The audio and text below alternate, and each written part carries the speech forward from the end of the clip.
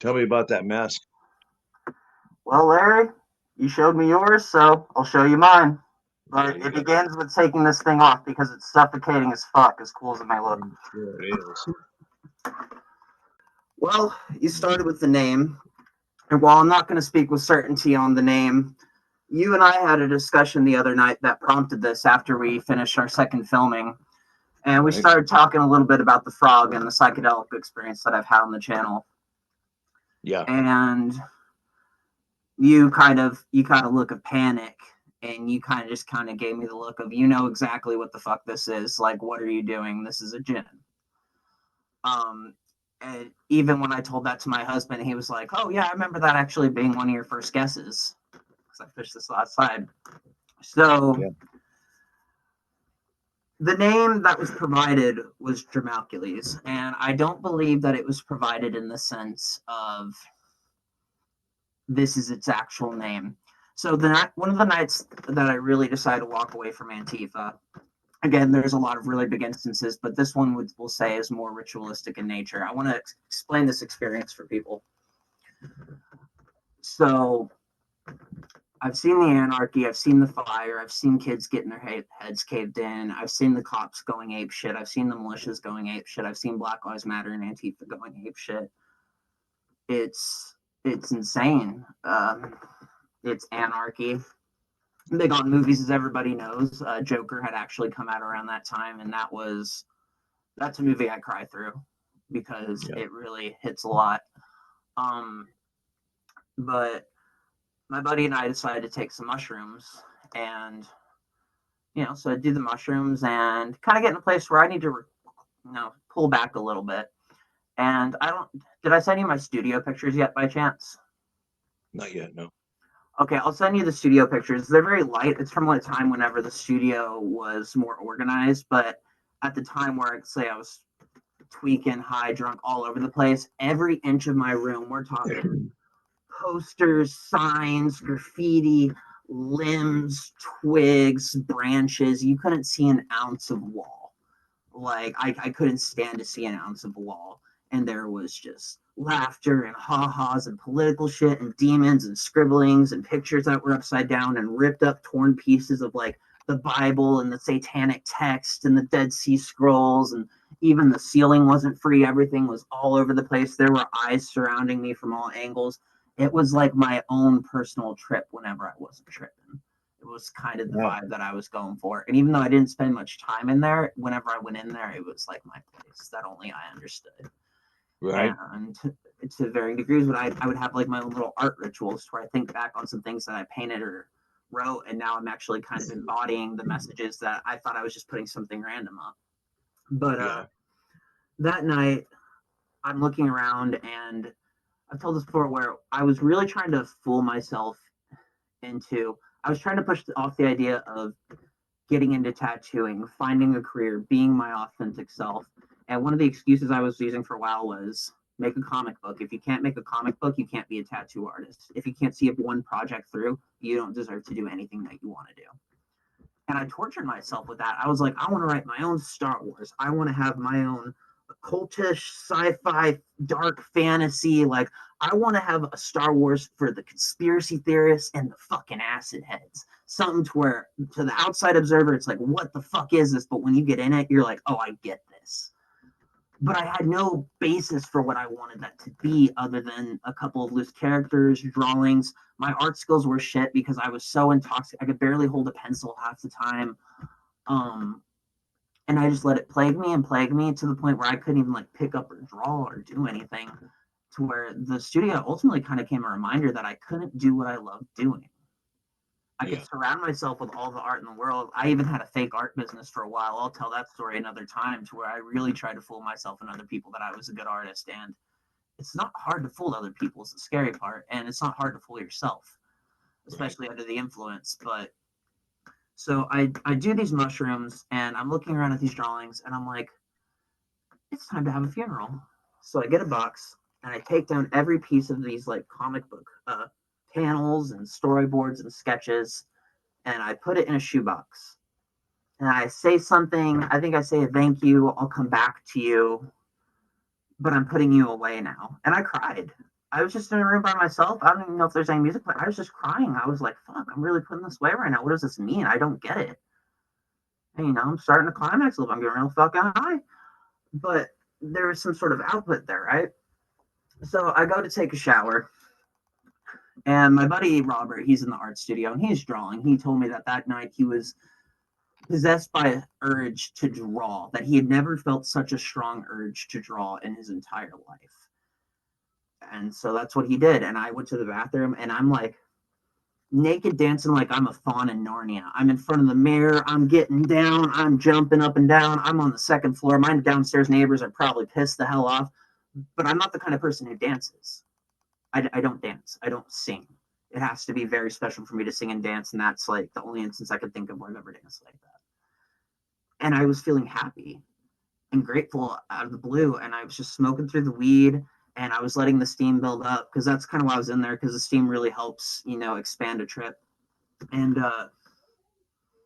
I was so grateful. I was grateful to have my friend in the other room. I was grateful to have my dogs and my husband. I was so grateful that despite all the chaos that I'd seen outside those doors, I still had the apartment. I could still feel safe. I was so grateful for just a gratitude. That was the key factor that night. Right. And then, so I get into the shower, and, obviously I'm tripping. And if I remember correctly, I'm trying to remember the order of events. I think what happened first was the eyes. So I'm laying there in the shower, and I'm looking ahead. I'm just naked, sprawled out in the shower, just kind of leaning back, chilling, just enjoying the trip, watching everything move and shimmer. But then there's eyes that kind of start blinking in and out. And they're kind of coming through, and I can see the light glistening, and they're like looking at me, and they're looking around, and they're kind of zooming in and out, and they're getting a little more intense. But as they're starting to get closer and get more intense, there's a snapping and there's a snarling, and I'm just like, oh, Jesus. So for a minute, I'm starting to get anxious. I'm like, whoa, whoa, whoa. There was gratitude. There was good luck here. What the fuck? But I in that moment, I'm like, you know what? I'm feeling good today. And they're snapping and barking, and there's like, it's like spit flying in my face. It almost seems like, and I'm just like, kind of like with Joe Rogan and the Gestures, that he's going through interdimensional time and space, and they're like, fuck you. And there's a whole psychedelic aspect of taking yourself too seriously. And yeah, that's for sure. yeah, like, so I do that, and they just kind of doing the telepathic speak, and then they just kind of nod at each other, and they nod, and they look at me, and they fade back into the background. And I'm like, oh shit, that's weird. And then after that, I'm able to look down at my body from the top of my shower, and I'm just looking down. The water's coming on me. There's my body. There's my fat folds. There's my legs. There's my thighs. And I'm like, oh shit. And it's kind of like I'm here, but I'm there at the same time. And I'm just kind of, I just kind of move my arms a little bit, kind of having a silly time. And then I come back. But then I'm looking at my shower curtain. So my shower curtain was clear, and there was a white curtain on the other end, so white or white and black. There's no reflection whatsoever. Well, it starts to produce a reflection. It starts to shimmer, and it starts to become like a giant mirror. But it's one that it looks like someone just took a bat to it, right? Like it's just fractaled out into millions of billions of pieces, and they're all just kind of glitching and piecing together through time and space. And I'm just kind of looking at it, mesmerized. I'm like, oh wow. And then I'm just like, all of a sudden, I'm looking at inside of the jars of frogs, like I'm in a laboratory or something. It's wet specimens. They're dead frogs floating around in glass mason jars. And there's points to where I'm even looking out from the perspective of the tiniest bit of flesh that broke off the frog and just starts floating around the jar. And I'm just going for a little ride, looking all around and seeing the shapes on the outside. And it's almost like there's men in coats. It reminds me of scientists. It almost seemed like white lab coats and masks, and people kind of moving around and shuffling the jars and looking through. But past that, mostly just a white light. And, it's just really weird. And then that was there for a little bit, and I'm just like, why frogs? I'm like, metamorphosis, life, death. I'm thinking all the things. I'm going in and out of frog bodies, and it's beautiful. It's mesmerizing. The best way I described it is the intro of Alien Resurrection. There's this kind of shot where they're going through, and it's like a kind of organic alien mesh, and it's like running it through a kind of fun maze mirror. That's really what it looked like. Okay. And So yeah. yeah, and the next part on that is so then that recedes, and I'm like, okay, well that's weird. But then next to me, a little diamond starts to form, and I'm just like, okay, well, what's in this little diamond? Because this diamond's darker than the rest. And the rest are shiny and reflective, but this one almost goes somewhere. Mm-hmm. And I'm like, okay. And it's like shifting through the fractals, like the shape just isn't solid. It's like it's moving through time and space, is the best way that I can describe it. Even when I left the trip, one of the first things I said coming out of there, and this wasn't in regards to the psychedelic entity that came next, but I said, I think I just saw God and it's not what we think it is. And I was referring more to that creation energy source. It was just the first thing that flew out of my mouth when I left. Right. But something stepped out of the shadows, and it was a white hooded figure with a gray face, but there was paint on it, like Joker paint. And it was like the Todd Phillips version or whatever. It was the blue and then the red of the mouth, but it was Right. on the face of a elongated reptilian head, a gray entity with no, it's just a black mass, no eyes. And the paint was just, everything was ever changing. Nothing had a solid structure. It was like mist. Yeah. And yeah, Okay. from my studies, that started to make sense. But just to finish off the So, thought real quick. yeah, and then I'll shed some light onto what I Yeah, believe you experienced. yeah, absolutely. Because I just want to finish off the descriptor because the way it was engaged, it was like ritual. I didn't see a circle, but I know it was standing in a circle. I didn't see a tail with a stick with a mirror shard, but I know that there was a tail with a stick with the mirror shard, and that the mirror shard hanging off the stick in front of it was what was helping communicate with me. The symbols of anarchy, the war paint, the red and blue. I'm even starting to realize there's some things that I've learned about the Jinn since our conversation, that things have actually very much matched up. Um, but yeah, let's go ahead and jump in because I've already presented you with a lot. Let's start dissecting a little bit because I want this to be the fair trial of the Jinn, the fair trial of Germacules.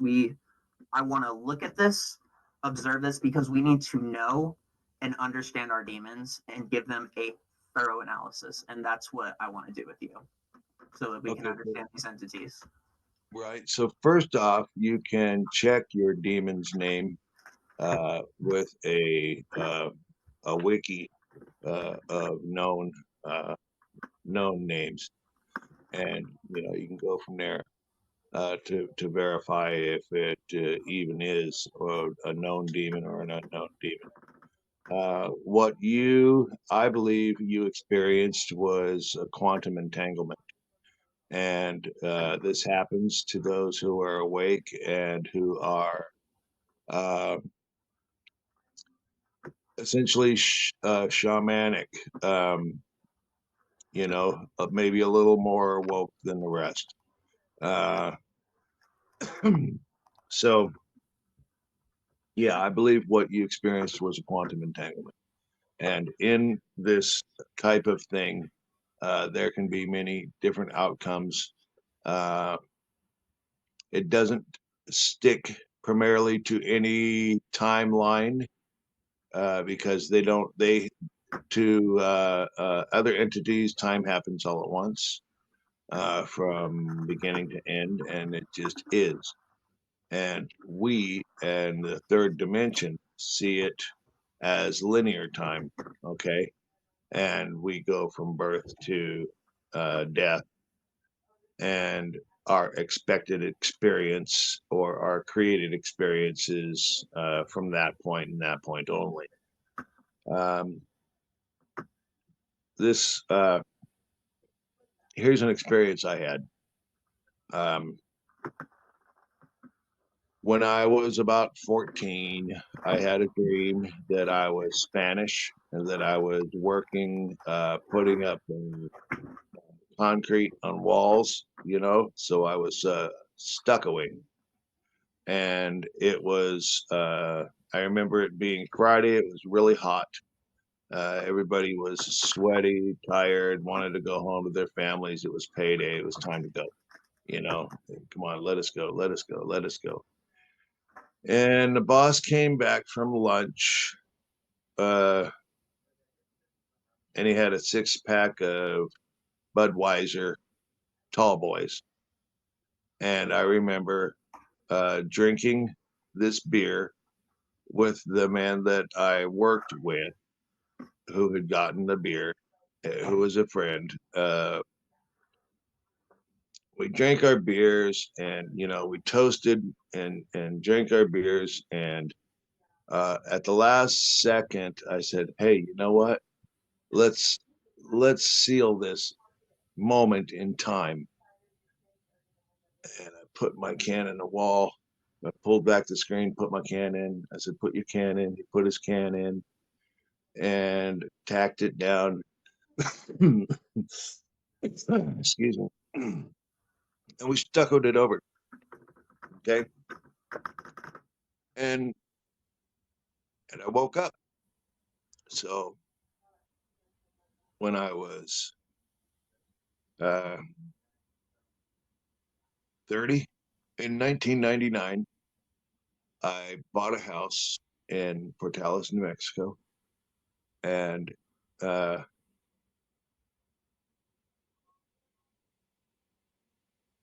it it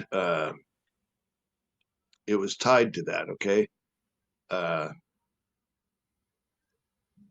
it was one of those houses that called me. You will live here. That happens to several houses that I've gone by that call to me. You belong here. You're going to be here. Uh, and they reach out to me. And these are the spirits in the house, I believe, or my guides saying that this is part of your destiny. This is part of your life lesson. You need to do this. You If have to not, be here in order for certain outcomes to occur. exactly. Yeah. Yeah. You're going to learn from this. You're going to learn from this. Deal with it. You're going to learn from this.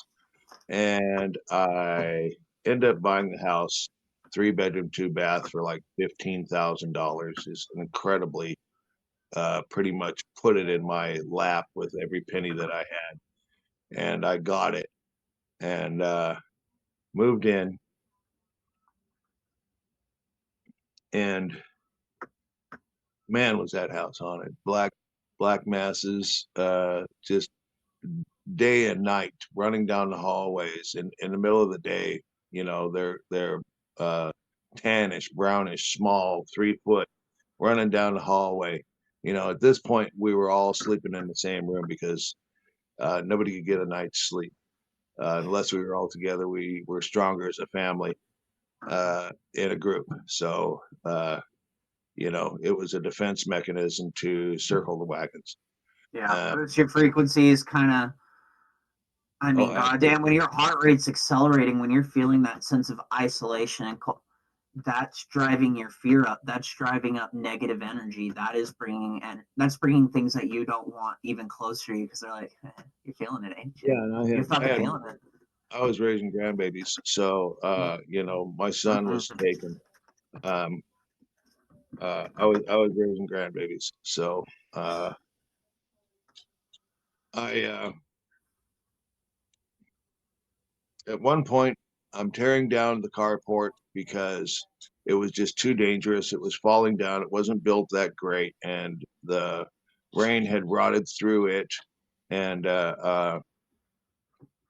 um,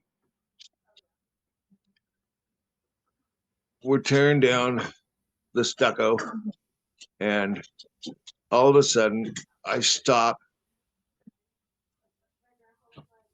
My son and I are out there, my eldest, Christopher, and I tell him,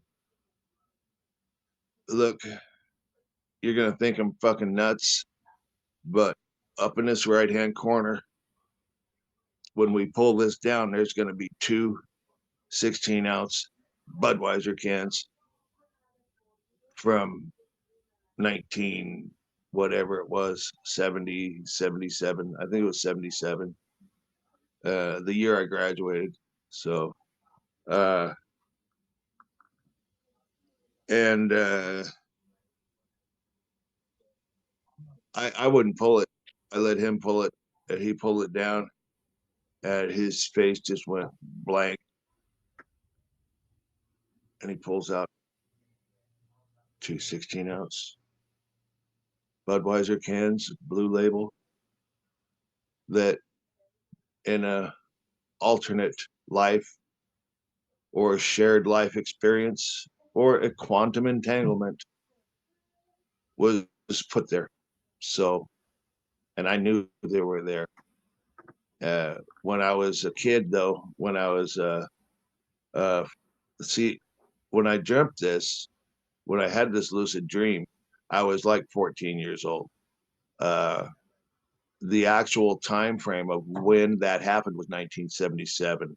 So, 4 years later, 3 years, 4 years later, uh, is when it actually happened. And then I found it in um, what 20 well, year 2000, I guess, was when we took it down. So,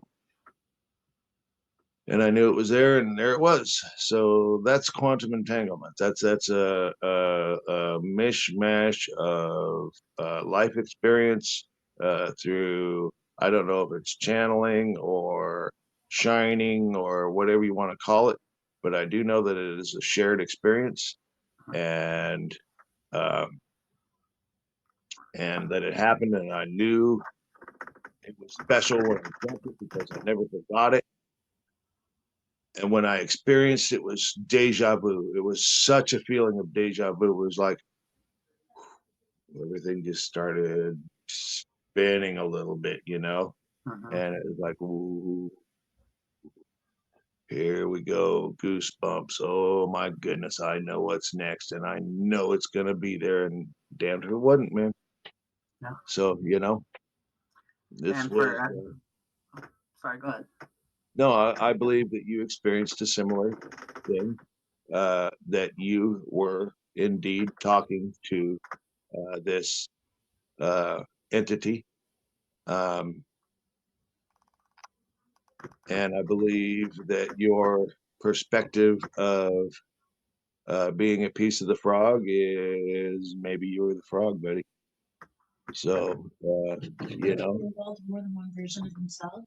yeah, more than one version. Yeah, your soul, as I've said in past episodes, can be shared by 24, up to 24 entities, and that's because of the cache of souls. Uh, you know, there's only so many souls to go around.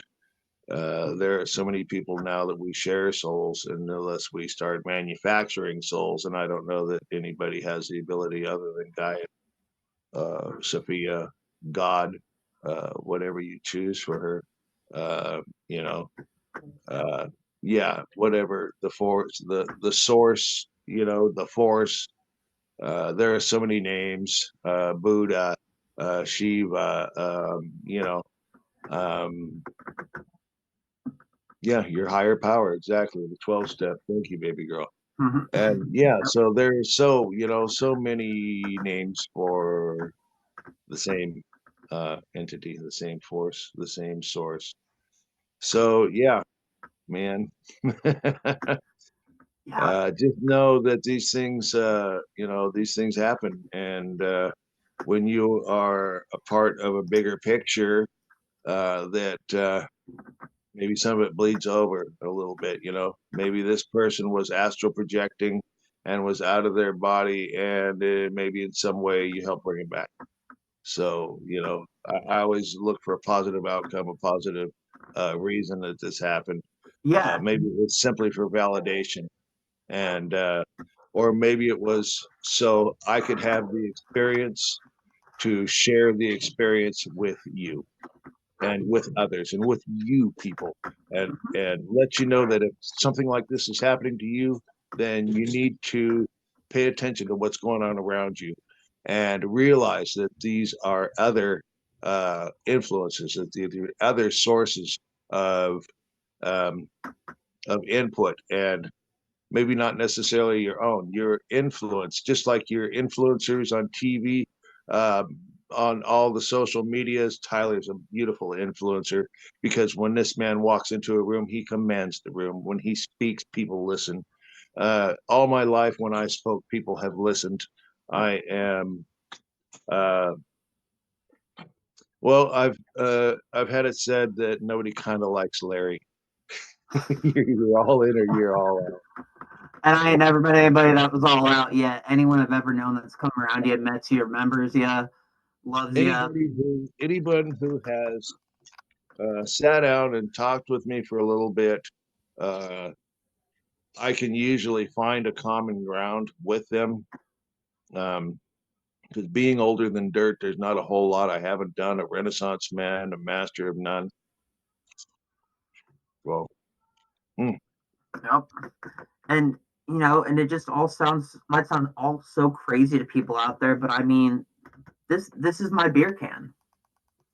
It took me less than 3 weeks for this jarred frog, bullfrog specifically, which was specific to the trip, yeah, to find my way. And I've told the story about my friend Kellen before on the channel, detransitioner. Moved into a house and wanted some help moving. I'm always just like, yeah, let's go fucking move and do all that shit because it's a fun thing to do. And whenever you're helping people move in, you get something cool whenever you leave, right? Because everyone's always like, I don't want this, I don't want this. You can just take this. So it's kind of like a nice little tip whenever you're doing that. But this was my tip because I was asking my buddy, I'm like, all right, so where'd you get this apartment from?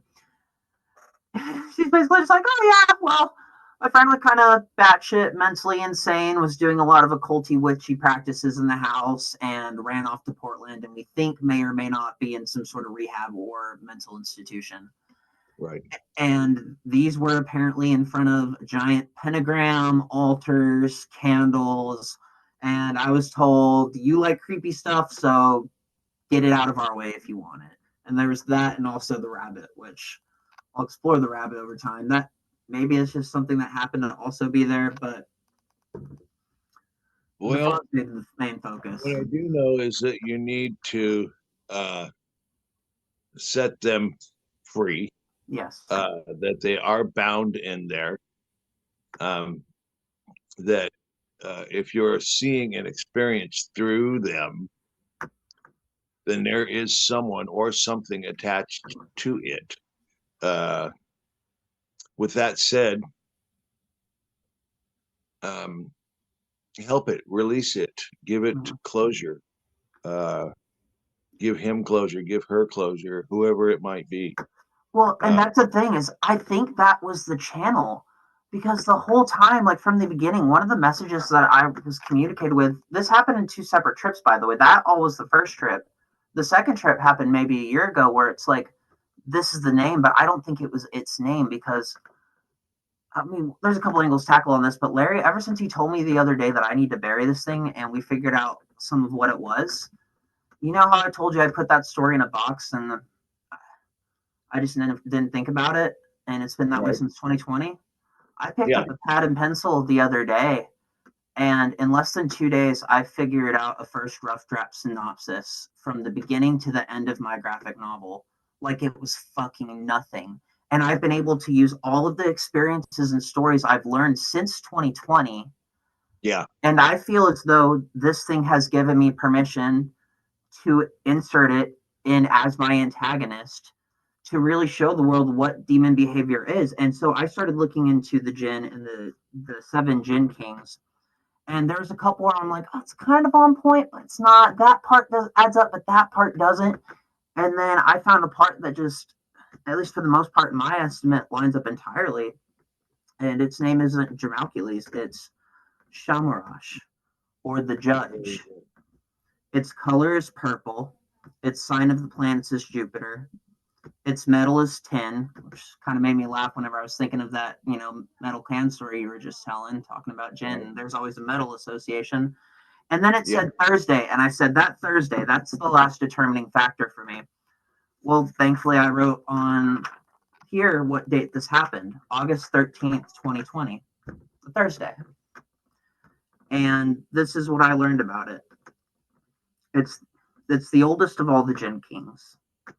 It's the only Jinn King that doesn't have any disposition towards man. It doesn't have any malice towards man, whereas the other Jinn do.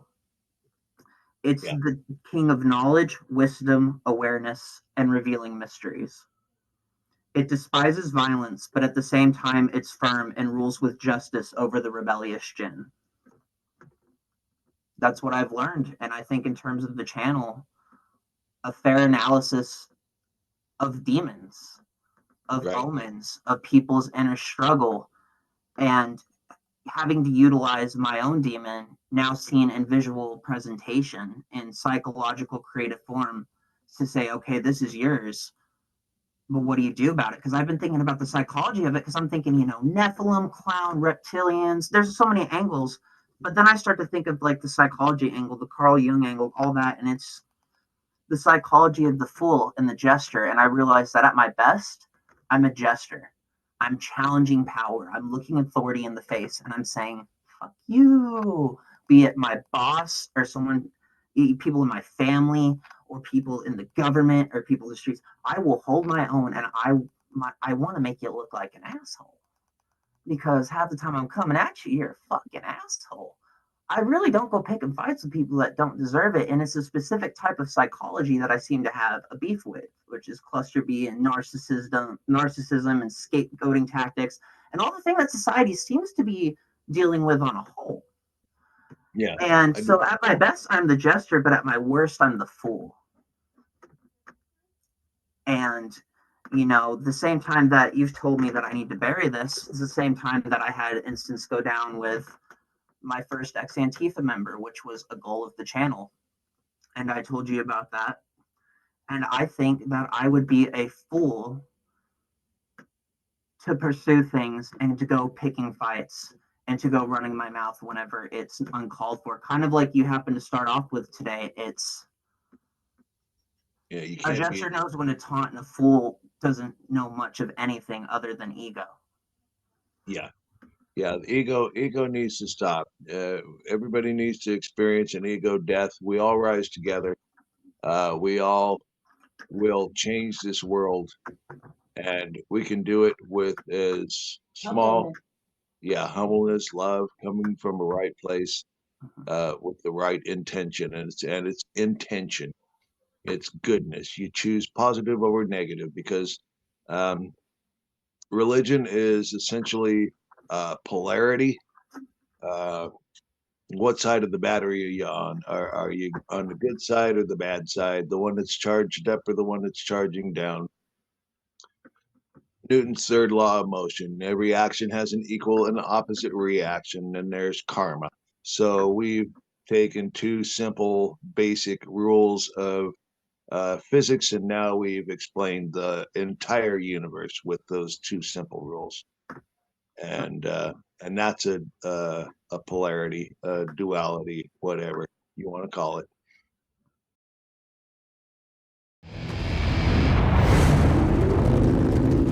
Give me the damn bag!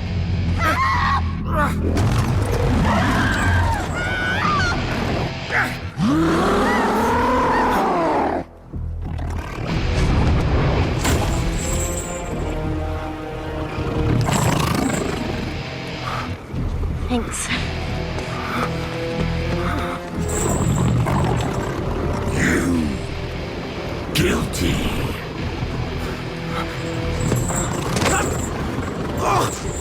Look into my eyes.